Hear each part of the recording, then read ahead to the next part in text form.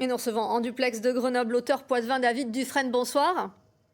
Oui, bonsoir. Vous êtes aussi journaliste indépendant et avez participé, observé le mouvement des Gilets jaunes de près. Vous venez de publier Dernière sommation. Alors au fil des manifestations, vous avez dénombré publiquement via le réseau Twitter les manifestants blessés par la police.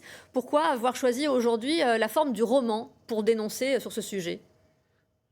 Si vous voulez, j'ai passé 10 mois à répertorier les mutilés, les 24 personnes qui ont perdu un œil, 5 une main, 2 qui sont morts, Zineb Redouane à Marseille et Steve à Nantes. Et j'ai senti le besoin de raconter tout ça sous une autre forme que la forme de Twitter qui était très clinique, très neutre, sobre.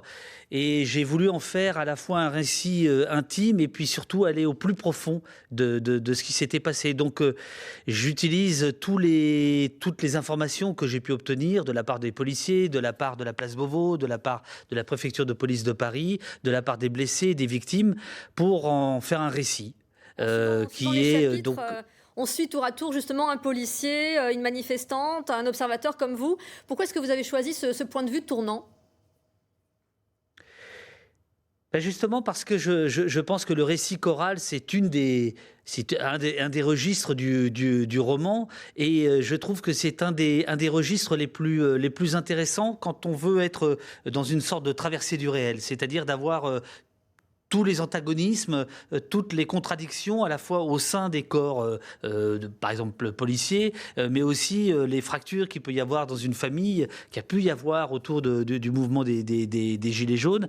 Et plus vous avez de protagonistes, de héros, d'héroïnes, plus vous pouvez justement raconter ce maelstrom dans lequel la France a été pendant un an et encore aujourd'hui, si vous voulez. Donc c'est cette idée d'affrontement par les mots, comme il y a eu ces affrontements dans la rue. À quel moment est-ce que vous avez pensé, vous vous êtes dit que c'était plus que du maintien de l'ordre qui se passait ?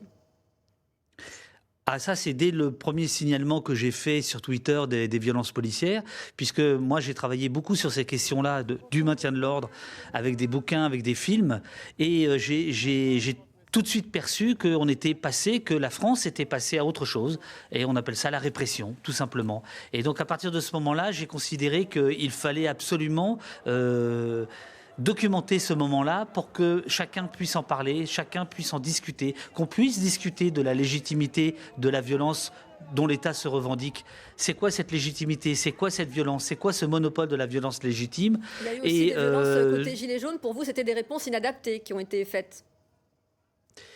Oui, si vous voulez, la République, c'est pas la loi du talion, c'est pas un contre un, une vitrine brisée et un bras cassé ou un œil perdu. Ça peut pas fonctionner comme ça. C'est pas ça une démocratie, c'est pas ça une république. Merci. Et donc le roman raconte ça, voilà. Merci, Monsieur Dufresne, d'avoir répondu à notre invitation. Je précise que vous revenez dans la région de Poitiers dans une dizaine de jours, le 19 novembre, pour un temps d'échange à la librairie de Poitiers, La Belle Aventure. Et une interview